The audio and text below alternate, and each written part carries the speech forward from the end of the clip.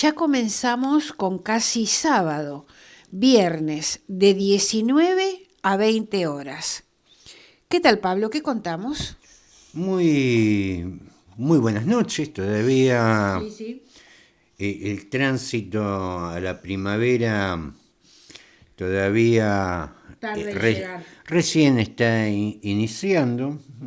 El 21 de septiembre sería la primavera, ¿no? Sí, Como todos sí, los años. sí. Bueno, que es una fecha simbólica, hay que ver desde el punto de vista técnico qué día cae, pero siempre cae más o menos en esos días, solsticio. Lo que no está muy lejos es los anuncios de rebote. Pareciera que la política, y especialmente la política económica, se ha convertido en una pelota de básquet donde uno está esperando que rebote, que uno entiende a los economistas que a veces utilizan metáforas para explicar alguna situación, aunque la idea de rebote, creo que esto ya lo dijimos, no es algo técnicamente de las ciencias Sí, humanísticas, ¿no? ya lo explicaste vos, sí. Tiene que ver con la física, pero bueno, el rebote no aparece. Lo que sí ha aparecido es el segundo semestre. Aquel segundo semestre que en su El de momento, Macri, bueno, ahora está el segundo de semestre de Milei. Milei, donde acá ya la cosa despega. Incluso está contento por unos números que solamente reconoce él, pero que Sí, que habla dice Milei que nosotros no lo vemos. que lo ven en todo el mundo, menos claro, no todo el mundo vive acá. Claro, claro. Justamente ese es el problema que tiene todo el mundo, que cuando no están acá, lógicamente por ahí se llevan por alguna impresión que hay en la prensa. Siempre hay que tener cuidado con el tema de la prensa, especialmente que en la internacional, porque por ahí te pintan cosas que vos, claro, estás muy lejos como para, incluso, para aquellos que les gusta viajar, que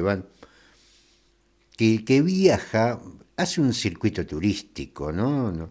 Es como el que viene, se saca una foto al lado del lobo del mar, ahí en la Rambla, y dice que conoce Mar del Plata. No, estuviste en Mar del Plata, estuviste al lado del Lobo de Mar. Conocer Mar del Plata es otra cosa, y lo mismo pasa con viajar, salvo aquellos que en alguna época, cuando los viajes se hacían en barco y eso, donde por ahí el turismo no era tanto como lo conocemos ahora, que son escapadas fugaces, por ahí de 15 días, cosas así, vivían meses, vivían otras realidades. Hoy el tema del turismo no alcanza para decir que conoces un país, muy lejos de eso. Vos lo que conocés es un circuito turístico. Por otra parte, se fue a eso. No era Darwin caminando por la Patagonia Argentina hasta la cordillera para conocer el país. No es eso, no es eso turismo. Eso es un viaje de investigación. La gente lo que hace turismo y a veces piensa que es un viaje de investigación, muy lejos de eso. Uno conoce el circuito muy lejos de conocer el país. Por eso siempre hay que tener cuidado con la prensa extranjera y también que los extranjeros tengan cuidado con la visión que tiene la Argentina, porque No, si Pablo, los argentinos no lo ven es porque no. y somos los que estamos acá. Claro, te comento un dato que se dio a conocer ahora en estos días. Más de 1 millón de chicos se van a dormir sin la cena. Eh, yo, bueno, cuando yo era chico, incluso las personas, los chinos de mi edad, conocieron la hambruna. Nunca contamos la historia de la hambruna en China. Por ahí algún día sería interesante. Un chino de 61 años conoció la hambruna y ahora resulta que son segunda potencia económica. Sí, sí. Según como se la mire, por ahí son primera. Como la mires, ya está ahí. Vamos a dar no está Carlos Junco, como saben, está de gira artística Así es. por el país, así que vamos a hacer un mix entre lo que es la columna mía y la columna internacional, donde muy probablemente ya el año que viene hablemos de China primera potencia. Digamos, cómo fueron los procesos, ¿no? Hay hambre en la Argentina. Sí, sí. ¿Estamos lejos de la hambruna? No. Y eso es una cosa de que hay que hablar. Me parece que es un tema. Hoy, como ya siempre por lo común, la columna trata de tema energético. Hay una nota de la que salió esta semana, vamos a hacer referencia a eso, pero me parece que también hay que empezar a hablar otras cosas, porque la cosa no viene para nada bien. Un poco el gobierno de Milei se sostiene con la esperanza, con la expectativa de alguna situación internacional que lo favorezca. Bueno, vamos justamente este mix de lo local y lo internacional va a tratar de eso, que más que fijarse de algún vuelco internacional en lo político, vamos a tener que empezar a fijarnos a ver cómo solucionamos el problema. Bueno, Pablo, mira, antes de escuchar la columna de Carlos Matos, vamos a contar un poquito cómo se va a desarrollar el programa. Bueno, seguimos con la columna de Carlos. Después vamos a comentar algunas noticias, como siempre. La columna de Pablo Aceto se llama La nueva Saigón y la ley de patentes. Luego tenemos la despedida y un tema musical. Hoy vamos a escuchar a León Gieco. Pablo, ¿tenemos la columna de Carlos Matos? Nuevamente casi sábado. Hola Pablo, ¿cómo estás Gloria? ¿Qué tal Carlos? Bien, y ahora sí, este domingo es el día del niño, de la niña, de la niñez, de las niñeces. Bueno, es el día para festejar las infancias. Y vamos entonces a redondear la propuesta que iniciáramos la semana pasada. Las ludotecas, los juegos adaptados. Decíamos en la intervención anterior que es muy común cuando se acercan estas fechas, lo mismo que ocurre para Nochebuena o para Reyes, que nos pregunten a quienes estamos en el activismo sobre los derechos de las personas con discapacidad o que tenemos una discapacidad, ¿qué se le puede regalar a una persona con discapacidad, a un niño con discapacidad? Y en el imaginario ulula la idea de un juego específico, un juego especial, y no se piensa tanto en alguna adaptación. Ahora se habla mucho de juegos inclusivos, y la verdad es que más que juegos inclusivos, hay juegos en los que podemos participar personas con discapacidad y personas sin discapacidad. Poníamos el ejemplo de las cartas españolas, de qué forma se pueden adaptar, y eso no insume mayor gasto. Recomendamos también una de las páginas, ¿no?, que se pueden consultar, www.once.es, y también la página de la Biblioteca Argentina para Ciegos, es muy importante. Bien, una recomendación fundamental es la fanpage de Tifloteca, que justamente hoy está realizando una exposición en la Unión Marplatense de Acción Social por los Derechos del Ciego y Amblíope, UMASDECA, que está ubicada en Entre Ríos 2832. Tifloteca ofrece una serie de elementos, no solamente juegos, una serie de elementos adaptados, cucharas medidoras, por ejemplo, para personas ciegas que tienen que utilizar o tomar algún medicamento, de qué manera podemos llegar a emplear estos elementos y asegurar la autonomía. Bueno, entonces, lo que sugerimos es que busquen Tifloteca en Facebook, así como suena, Tifloteca en Facebook, y pueden ponerse en contacto con la gente de Tifloteca directamente a través de la mensajería de Facebook. Hay muchos juegos, como explicaba, que también se pueden conseguir o comprar en jugueterías comunes, simplemente hace falta recorrer. Son muchos los tatetís hechos de madera, con agujeros y con pernos que se insertan a modo de fichas. Simplemente lo que haría falta es asegurar que las fichas que son de un color y las fichas que son de otro tengan diferente altura.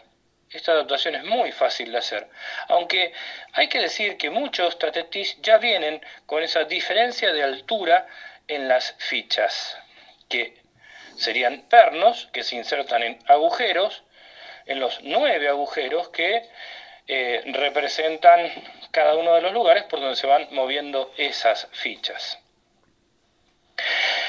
En Tifloteca también nos podemos encontrar con dados adaptados, dados que se pueden utilizar obviamente por personas con vista y personas ciegas. Yo recuerdo, por ejemplo, los juegos de dados, las partidas de Generala, entre otras cosas, o el juego del 10.000 o las 1500, como se llamaba, con los primos, los tíos, abuelas y abuelos.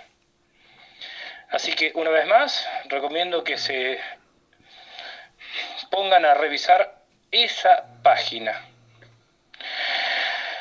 Para las próximas fiestas vamos a hacer un relevamiento de jugueterías en nuestra ciudad y de algunos lugares, y vamos a ofrecer también una lista de pequeños microemprendimientos o empresas que realizan juegos didácticos, muchos de los cuales están adaptados y sirven para que personas con y sin discapacidad puedan jugar entre sí.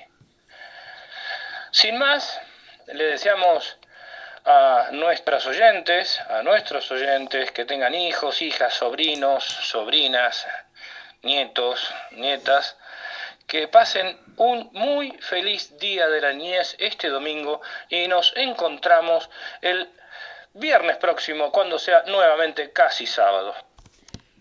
Muchas gracias, Carlos Matos.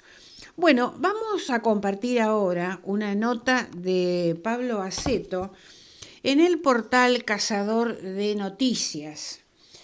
El afer de las hidroeléctricas es la crónica de una privatización anunciada, afirmó Pablo Aceto en diálogo con Cazador de Noticias. El dirigente del Partido Socialista Auténtico Mar del Plata-Batán planteó que a través del decreto 718/2024, el presidente Javier Milei ha decidido la privatización de 4 centrales hidroeléctricas ubicadas en el sur del país. La normativa extiende las concesiones a los actuales operadores de las represas Alícura, El Chocón, Cerro Colorado y Piedra del Águila, para luego poner las acciones en manos del Estado a la venta. En agosto del año pasado habíamos advertido una conexión para concretar negocios privados a costa de la ciudadanía entre Milei y Flavia Rollón, por entonces la secretaria de Energía del gobierno de Alberto Fernández, que luego pasaría a ser funcionaria de Milei hasta que la echaron aunque volvió con empresas para la explotación de litio. En aquellas circunstancias, el actual secretario de Energía de Milei, Eduardo Rodríguez Chirilo, fue el encargado de tramitar ante el Banco Interamericano de Desarrollo los créditos para invertirlos en las hidroeléctricas y extender su vida útil, repitiendo de esta manera la receta del menemismo para favorecer los negocios donde los privados se quedan con la caja para cobrarnos a precio internacional el costo del kilowatt y los ciudadanos terminan haciéndose cargo de pagar préstamos, por lo que la gestión privada no hizo en su momento. Tanto el gobierno anterior como el actual estaban planificando la privatización de las hidroeléctricas. Algunos se estarán preguntando, ¿cómo sabían Fernández, Rollón y Massa en agosto del año pasado que Milei iba a ser el presidente y que Rodríguez Chirilo iba a ser el secretario de Energía? Es algo que van a tener que responder ellos. Por mi parte, estoy enumerando hechos y la cuestión es que todo eso que se venía planificando desde antes de las elecciones de octubre, hoy se está cristalizando. Es mucho más que un gobierno que viene a reprivatizar lo que en definitiva eran concesiones vencidas, sino que vienen también en un nuevo plan de saqueo, donde se van a tener que invertir muchos millones de dólares para extender la vida útil de las centrales hidroeléctricas. Hay que aclarar esto. Las concesiones que empezaron a vencer el año pasado, originalmente fueron de 30 años. El resultado final de las privatizaciones, porque ¿cuál es el argumento que pone el gobierno, el de Milei, para generar una nueva ronda de concesiones al sector privado? La eficiencia y la modernización. El tema que lo que empezó hace 30 años terminó en la ruina, es decir, los concesionarios lo único que se dedicaron es a hacer caja, no invirtieron en su momento, lo cual estaba en el contrato de concesión, que ellos se tenían que comprometer a lo que es la inversión para la modernización de las hidroeléctricas. No lo hicieron. Pero no invierten nada. No, se llevaron toda. La parte de la inversión, que era parte de su obligación, no la cumplieron. Por lo que hoy tenemos las hidroeléctricas con su vida útil vencida, que esto fue lo que hablábamos en agosto del año pasado.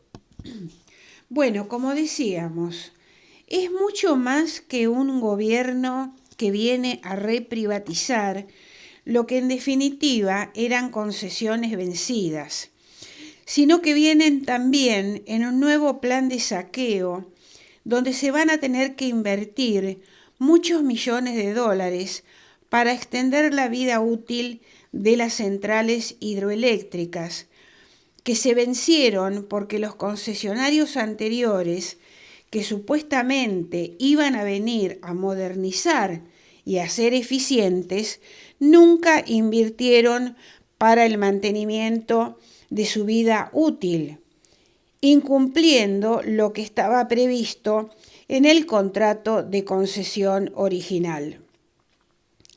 No estamos hablando de empresas del Estado que por mal manejo o falta de gestión están arruinadas. sino que están arruinadas por la administración de empresas privadas. El afer de las hidroeléctricas es la crónica de una privatización anunciada. Claramente, este es un ejemplo de un modelo que se ha establecido desde los 90, donde, a pesar de que hay diferencias dialécticas, en el fondo no dejan de compartir negocios comunes. Muy bien, si vos querés leer la nota, lo podés hacer en el portal Cazador de Noticias.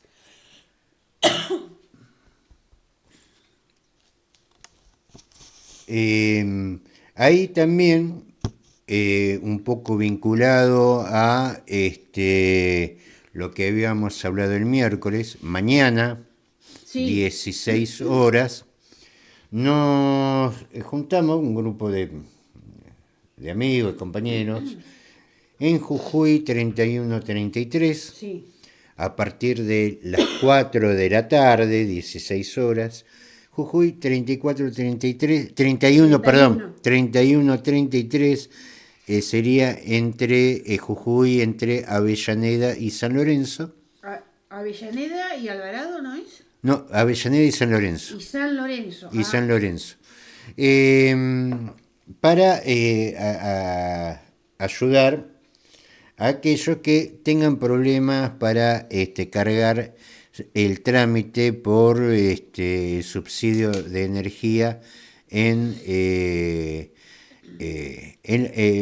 por medio electrónico. Como decíamos, nuestra preocupación, porque todos de una forma u otra estamos vinculados con un montón de gente que por ahí tiene problemas, pero están en una organización, que a veces la misma organización, llámese las distintas asociaciones que están relacionadas con las personas con discapacidad, o sociedad de fomento, o centro de jubilados. Por lo común, esas asociaciones ayudan a dar esta solución, o por lo menos sirven como vehículo para dar esta información. El problema que tenemos que justamente las personas más vulnerables en este sentido son los que no están vinculados con ninguno. Entonces, por ahí se hace importante la difusión boca a boca, porque si estamos hablando un problema con la vía electrónica para hacer un trámite, también uno debe suponer que estas personas extremadamente vulnerables también tienen problemas para acceder a información por vía electrónica, algo que tendría que haber hecho el gobierno, el Estado a través de su personal y medios, pero no lo hace, más allá que haya extendido, haya prorrogado la fecha de inscripción, pero tampoco hay una campaña, tampoco se están habilitando lugares. Y entonces, bueno, esta experiencia piloto trata de eso, a ver si de algún medio, de alguna forma, también podemos llegar. También hay que decir esto, cualquiera que nos escuche, y que por ahí la persona que conozca no pueda acercarse al local, si vemos que hubo llegada, vamos a habilitar más días. Si no, esto se extiende hasta el 4 de septiembre. Hasta el 4 de septiembre. Si no tenemos llegada, es que porque vamos a tener que buscar otros medios de difusión. Porque lamentablemente, salvo Cazador de Noticias y algunos amigos, nadie está planteando esta cuestión. Porque justamente la gente que está más en soledad y que está por ahí, no está vinculada a redes sociales y todo eso, son justamente las principales personas afectadas por desinterés del gobierno. Vamos a repetir los requisitos que necesitamos para aquel que se acerque a poder volcar los datos en el sistema. Bueno, es lo que está diciendo Pablo. Es el sábado, este sábado 17 de agosto, a partir de las 16 horas, en el local de Jujuy 3133, entre San Lorenzo y Avellaneda. ¿Qué información se debe presentar? El número de medidor y el número de cliente, servicio, cuenta, contrato o NIS que están en la factura de energía eléctrica y la de gas. En pocas palabras, véngase con la última factura o con una de las últimas facturas, que ahí tenemos todos los datos. De luz y de gas.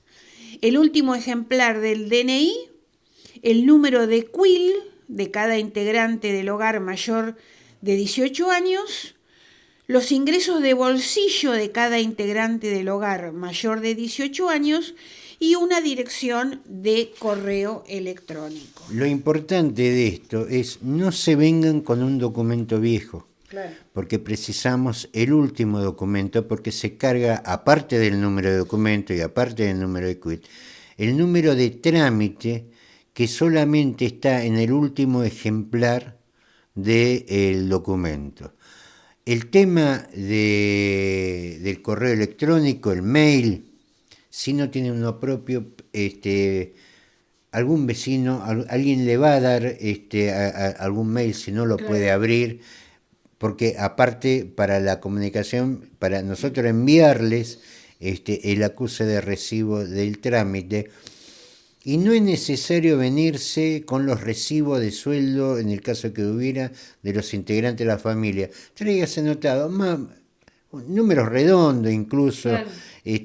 Somos 4 y mi hijo gana tanto, mi sobrino tanto, mi señora tanto, bueno, una cosa así, no es necesario alta precisión, pero sí una idea. Y remarco, si se le complica, véngase con las facturas. Nosotros sacamos los datos de ahí. Y el último documento. Si no traen el último documento, traen un documento viejo, no tiene el número de trámite vigente. Y si no tiene el número de trámite vigente, el trámite por el subsidio se viene abajo. Recuerden, el último documento que usted tiene es ese el válido. Muy bien. Bueno, Pablo, la nueva Saigón y la ley de patentes. Claro, dijimos que íbamos a hacer un mix entre lo internacional y lo local. Nos falta Junco con su columna internacional. De las tragedias de guerra, toda guerra es trágica, pero siempre se recuerda, yo me acuerdo, era chico, las imágenes eran escalofriantes. Recuerden que cuando yo era chico la televisión era en blanco y negro, pero los reportes gráficos, lo que se veía incluso en televisión, por supuesto en blanco y negro, era realmente un espectáculo dantesco. En abril de 1975 se da la evacuación de Saigón. ¿Qué era Saigón?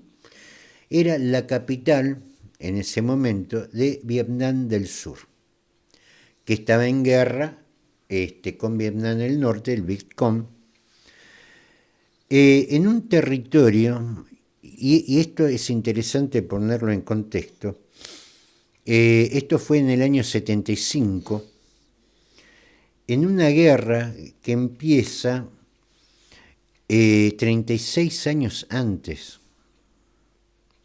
En el 36 empieza Vietnam la guerra con la Segunda Guerra Mundial, a ellos empezaron en la lucha. En ese momento el Vietcong se llamaba Viet Minh, contra Japón. Los vietnamitas, terminada la guerra contra el Japón, claro, ya estaban armados y empiezan la lucha de independencia.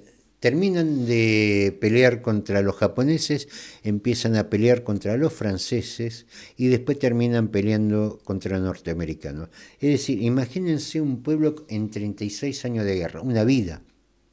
Para muchos fue una vida en guerra. Por lo que los ánimos, las improntas, eran bastante duras. ¿Por qué se recuerda la caída de Saigón o la evacuación de Saigón? Que fue el escape de los norteamericanos desde la terraza, desde la azotea de la embajada norteamericana en Saigón. Evacuaron todo su personal y dejaron atrás a miles que habían colaborado con los norteamericanos en la guerra de Vietnam. Las imágenes de esa época eran tremendas. Incluso hasta quedaron los archivos de la embajada norteamericana, donde estaban nombre, apellido y dirección y datos y más datos personales de todos los que habían colaborado con ellos. Lógicamente, el Vietcong, después de 36 años de guerra, ellos dieron por finalizada la guerra, no cuando salieron los helicópteros de la terraza de la embajada, sino cuando eliminaron a todos los colaboradores. Cuando vos venís de 36 años de guerra, las posiciones son, por supuesto, muy duras. Estamos hablando de una guerra, una terrible guerra contra el Japón, una terrible guerra contra Francia y una terrible guerra contra Estados Unidos, que ellos terminan ganando. Pasaron 49 años de ese abril del 75, donde quedaron las imágenes de gente colgada de los helicópteros, cayéndose de los helicópteros, pidiendo poder seguir con el personal norteamericano. Los norteamericanos se fueron, los colaboradores de los norteamericanos quedaron ahí. No fue la última vez que vimos esta imagen, la hemos visto varias veces más. La vimos hace poco en Afganistán, donde la gente se colgaba de los aviones, que son imágenes dramáticas, pero hay otras imágenes que no son tan dramáticas, pero que muestran un carácter de lo que es Norteamérica cuando se retira y te deja colgado del pincel. Entre los hechos más bochornosos últimos, recordemos que el conflicto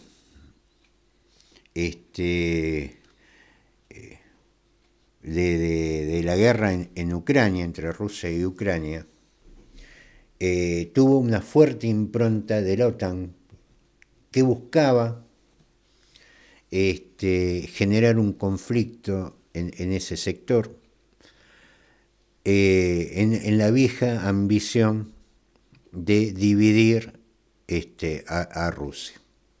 Comenzaron las sanciones, comenzaron los distintos aportes en dinero y armas para Ucrania. El resultado de ese movimiento fue la caída económica de Europa. Europa, que se alimentaba del gas barato ruso, terminó sancionando a Rusia, no le compraba más gas a Rusia. Rusia se lo empezó a vender a Oriente, por lo que generó, por un lado, el crecimiento de Rusia y la caída económica europea. A partir de principios del año pasado, Estados Unidos, que se comprometió a venderle su gas a Europa más caro, porque no es lo mismo el gas que viene por tuberías, por gasoducto, que el gas transportado en metaneros. Corta la venta de gas a Europa y le empieza a vender en Oriente, porque en Oriente pagaba más. Es decir, Oriente tiene gas ruso y gas norteamericano. Lo que llevó esta, digamos, poca lealtad hacia sus aliados europeos a que Europa paulatinamente empiece a comprar gas a Rusia, cada vez un poco más. Una de las fuentes de ingresos de Ucrania eran los depósitos, las estructuras de almacenamiento de gas. Tengamos en cuenta que en Europa, especialmente en el norte de Europa, son inviernos muy crudos, y que lógicamente uno de los principales depósitos de contención de gas está en Ucrania, en una zona de guerra, por lo que los europeos, lógicamente, no es bueno contratar los servicios de un depósito de gas en un territorio en guerra. Ese es una fortuna que está perdiendo Ucrania en el negocio de almacenar gas. No contrata a los ucranianos para almacenar gas, pero le compran a los rusos, cuando los europeos en un principio le decían a los ucranianos: los vamos a armar para vender a Rusia, abandonaron a Ucrania y ahora le compran gas a los rusos. También Estados Unidos, que incluso también se lo une al atentado con la destrucción del Nord Stream 1 y Nord Stream 2, por lo que los rusos están vendiendo a Europa a través de barco. Es decir, ahora los rusos aparte le cobran el flete a los europeos. Y los norteamericanos, que garantizaban armas y gas a Europa, no le vende más a Europa, lo vende a Asia, que es más barato. Hay una nota que se hizo hace un par de días a Trump, donde realmente da un giro completo a lo que es la política exterior norteamericana. Es una nota donde hay que ver si Trump lo hace, donde el título de la nota es La fatiga del gendarme. ¿Qué es lo que plantea Trump como programa de gobierno? En dejar de ser el gendarme del mundo. Ir paulatinamente terminando con las sanciones y lo dice claramente, lo de es muy caro el precio de defender a Taiwán. Nuevamente se da un Saigón. Ustedes imagínense, Zelensky, toda Ucrania embarcado en una guerra, todo diciéndole vamos, que le ganamos a los rusos, todos terminan haciendo negocio y dejando colgado al pincel a Ucrania. También fueron a Taiwán. Vamos contra los chinos. Ahora resulta que la verdad, Taiwán es muy caro. Es muy alto. La traducción perfecta de las declaraciones de Trump es muy alto el precio por Taiwán. Ahora, vos decime los taiwaneses que se habían animado contra China, porque los norteamericanos lo apoyaban. ¿Dónde quedan colgados? Y el planteo de ir quitando las sanciones, entre ellos a Cuba. Hay que ver después qué es lo que termina pasando, porque de hecho Obama había quitado sanciones a Cuba. Después viene Donald Trump y las reimplanta.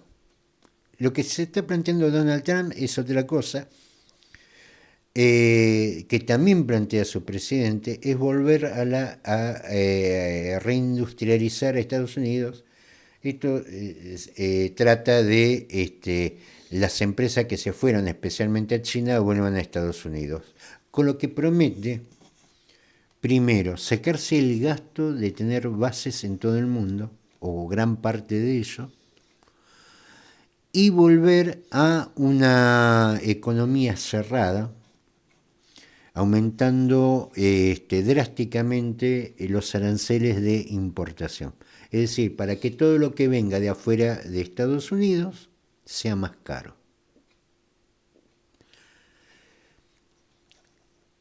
Y acá un poco también hay que mezclarlo con lo local. Lo que está planteando Trump y con más énfasis su candidato a vicepresidente, es que Norteamérica se va a empezar a preocupar por lo de ellos. Recordemos que gran parte de las esperanzas del gobierno de Milei es el apoyo de Trump.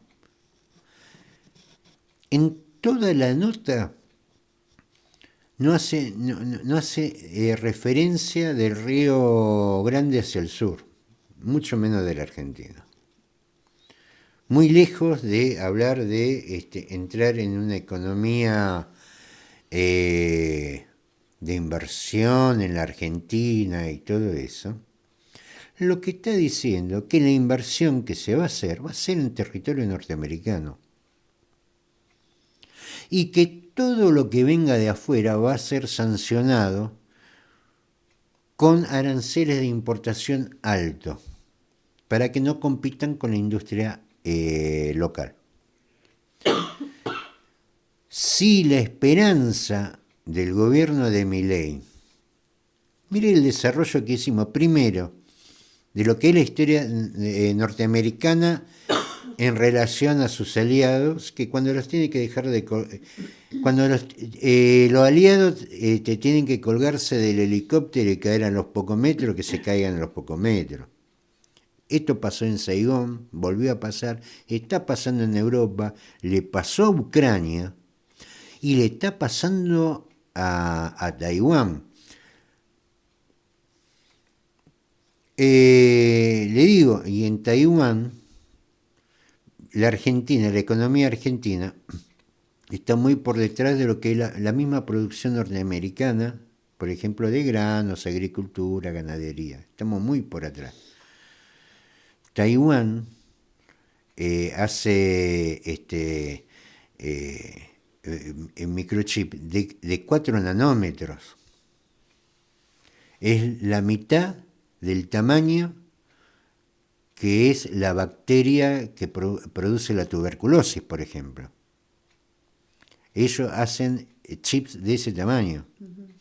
Entonces, ¿qué esperanza tiene el gobierno de Milei de inversiones en la Argentina? Que el operativo, el plan económico, si podemos llamarlo plan, trata de eso, trata de tirar la pelota para adelante y vaya uno a saber por qué razón Milei piensa que Trump va a hacer lo mismo que hizo con Macri, que va a conseguirle 40, en ese momento era 54.000 millones de dólares, que termina en 45.000, que estamos debiendo, que empezamos a pagar el año que viene. ¿Y por qué lo va a hacer con él? Francamente no lo sé. Porque de hecho, la situación de Argentina en ese momento era otro, no estaba tan endeudada como ahora, y la relación de Trump era incluso hasta con Franco Macri. Era una relación de 30 años. Una situación norteamericana muy distinta y una situación argentina muy distinta, donde francamente si empieza a retirarse Estados Unidos como gendarme del mundo, le abre las puertas en par a China. Claro. China termina siendo imparable, que es justamente con lo que se peleó Milei. Claro, sí. Justamente nosotros no quisimos estar en el BRICS. Más, nosotros no, Milei no quiso. No quiso estar en Milei y lo del PRO también, digámoslo de paso. Hoy lo que muestra esa declaración de Trump es que el conflicto, porque incluso la única esperanza que tiene Ucrania y Taiwán es que gane Kamala, y no sé si gana Kamala Harris, va a seguir en eso. En el tono que hace la nota a Trump, es como reconociendo que perdieron contra China. Mire, la verdad que en todo lado del mundo tenemos problemas. Hay conflicto en Venezuela, hay conflicto en el Mar Negro, hay conflicto en Israel, hay conflicto en Europa, hay conflicto en el estrecho de Hormuz. Ya no damos más. Y la verdad que ya el poder norteamericano, el poder militar norteamericano, se ha dilatado tanto que ya no tiene fuerza, ya no está peleando contra la Unión Soviética, está peleando contra los rebeldes hutíes, que le tiran misiles los rebeldes hutíes. Es decir, ya ni siquiera el conflicto lo tiene con tropas regulares y está perdiendo todos. Esto hace, esa nota es muy interesante porque incluso el tono de reconocimiento de derrota. Los chinos ganaron. Y en ese, los chinos ganaron, hay una estrategia del programa, por lo menos que plantea Donald Trump, que yo no sé si Kamala Harris no va a hacer lo mismo, porque en definitiva las cosas están claras, es que los norteamericanos se van hacia adentro, los estadounidenses se retrotraen, van a incentivar su industria, van a meter, no vas a poder exportar nada porque te van a meter unos aranceles de caballo, y también se desvanece esa esperanza que tenía Milei de que Trump le iba a tirar, así como quien no quiere la cosa, otros 40.000 millones de dólares, que claramente esto no va a pasar. El futuro, y esto se va a ver claramente si gana Donald Trump, un futuro que es irreversible, es ya China como primera potencia, justamente aquellos que despreció el presidente Milei. Nos vamos, nos volvemos a encontrar el viernes que viene por Graffiti FM 87.9 con casi sábado, de 19 a 20 horas. Nos vamos escuchando a León Gieco, Los Salieris de Charlie. Saludos para todos.